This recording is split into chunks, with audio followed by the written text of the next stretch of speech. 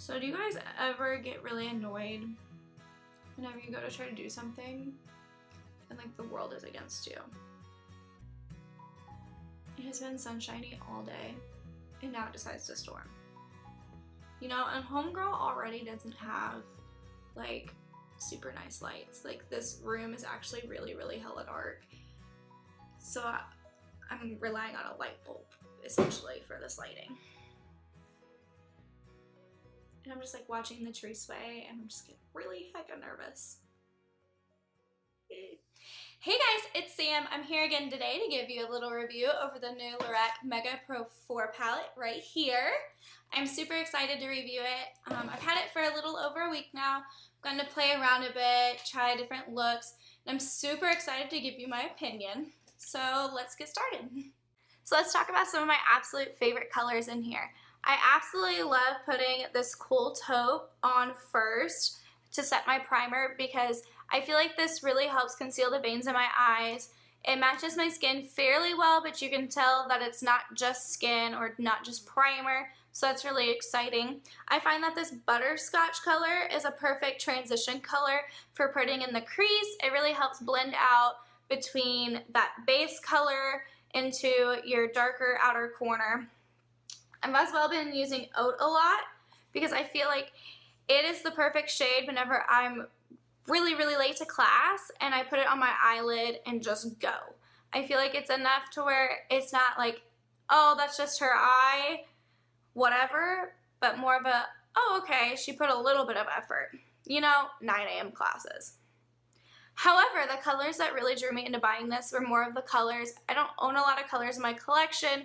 I tend to go more for neutrals. However, this palette made me fall in love. So I think the most impressive color in this is peacock. Like, look how pigmented that is. Like, that is outrageous. As well, I really like this pearl slate color. It's more of a brown silver, but it's got a little bit of a hint of a like a sheeny taupe. I think that is gorgeous to put on the eyes. As well, there's Fairy Tale, which I just thought was a very big Cinderella color. It's like a bluish purple, a little bit of silver, a little bit of gold. I think it is beautiful. There's a lot of other shadows in here that I just think are wonderfully pigmented. They're very creamy. You get a little bit of fallout, but not as much as the original Lorac Pro. So to get started with this eye look today, I thought it'd be fitting to start with the Lorac Behind the Scenes Eye Primer here. I got it whenever I got my Lorac Pro 1 palette. I'm just going to put those all over my eyelids.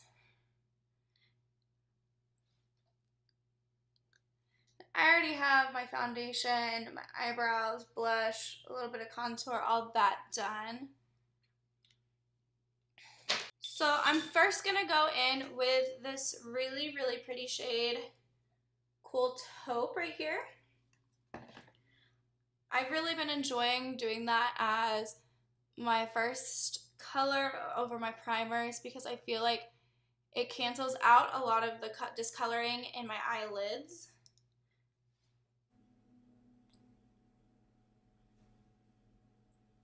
I find that these shadows are very pigmented and creamy like the original Lorac Pro palette.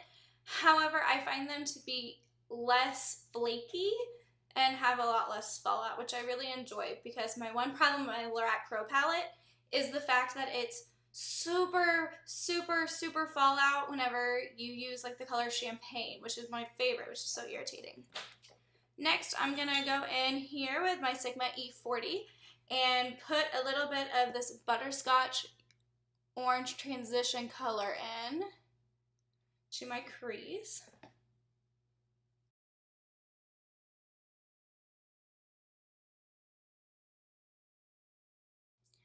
And I'm going to bring that down into the corner a little bit as well.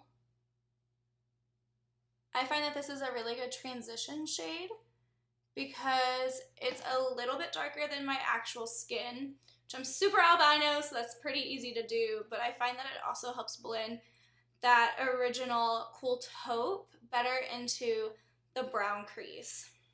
Next, I'm going to go ahead and go in with some Oat, which is a little bit of a cooler brown as well. I'm just building some dimension into it. I'm still using the same E40 brush. Decisions. Let's see. Next, I'm going to go in with my Sigma E70 brush, and I'm going to use the shade Mocha. And I'm going to just ever so slightly put that in my outer corner.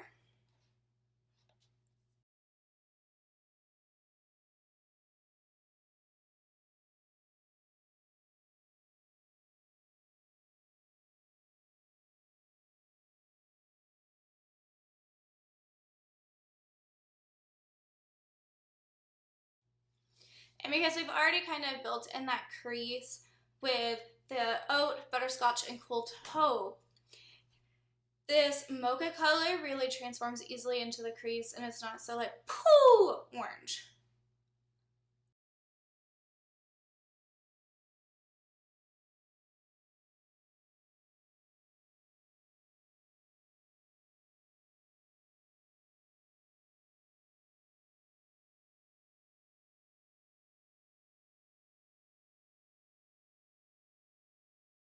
I'm now going to go in with the shade Cedar on my same E40 brush and just buff that into the outer corner of my eyes.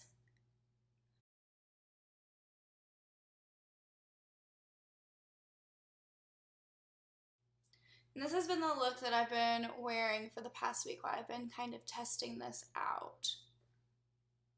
Alright, now I'm going to go in with the flat shader on, I believe this is the Urban Decay Naked One palette brush. I'm going to just go in and right here, go in with the shade Honey. It's just a really pretty sparkly gold shade. They're very pigmented. I do suggest using like a fixed class, a setting spray, a concealer, whatever if you really want it to pop. But for my purposes, this is just fine.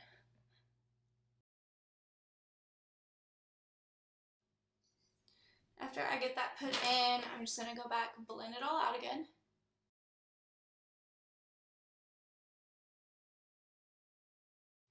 So see, it just gives you a very like subtle orangey brown type of smoke out here. Last but not least, I'm going to go in with the dark chocolate shade just to kind of darken the outer corner just a little bit. The only beef I really have with this palette is like the darker shades over here do not show up as truly dark as what you think they would be. So just a little thought.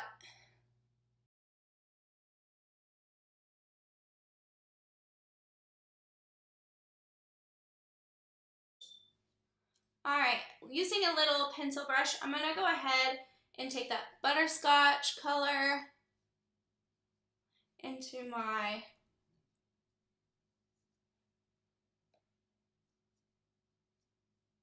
waterline under my eye.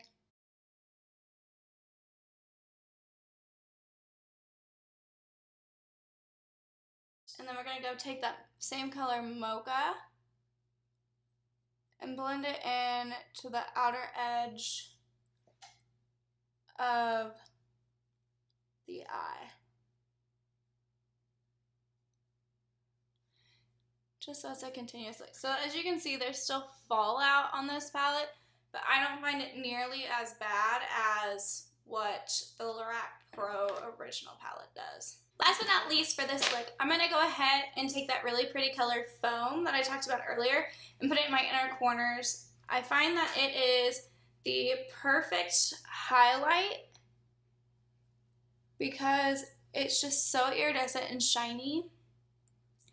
And it's got a little bit of a pink hint to it, but I don't really mind. So I'm going to go ahead and finish up with some eyeliner and mascara, and I will be back. So overall, I think this palette is absolutely amazing. For roughly $60, you get 32 shadows, which I think is awesome because I would rather dish out money and get quality shadows than to spend a little bit of money on smaller palettes that aren't as, you know, intense, pigmented, creamy.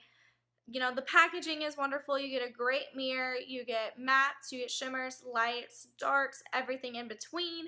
You have enough to make pretty neutral looks, but you also get a lot of super, super shimmery shades to where you can do just about any look that you want. I find that it's incredibly versatile. You can make so many different looks out of it. I was really disappointed whenever I had first seen reviews for this because they said that they weren't really inspired by it, and it was just like another like neutral, colorful, you know, type palette. But I feel like these colors are very like iridescent. I don't want to say duochrome, but they're very pretty iridescent. They shift a little bit, and I just find that that makes them so pretty for blending out, you know, mixing different things. And I'm really, really, really excited to get some other looks out that I'm planning on doing later on this week. So guys, that's it for this video. If you want to give a thumbs up if you liked it, that would be awesome. As well, I would love for you to be part of the fan bam, so go ahead and hit that subscribe button. I look forward to uploading some more tutorials, reviews, that sort of thing later this week. This palette really inspired me to do a lot of different looks and things that I'm not really used to. So get hype because it's coming, and I hope that you all have a wonderful rest of your Saturday. Bye.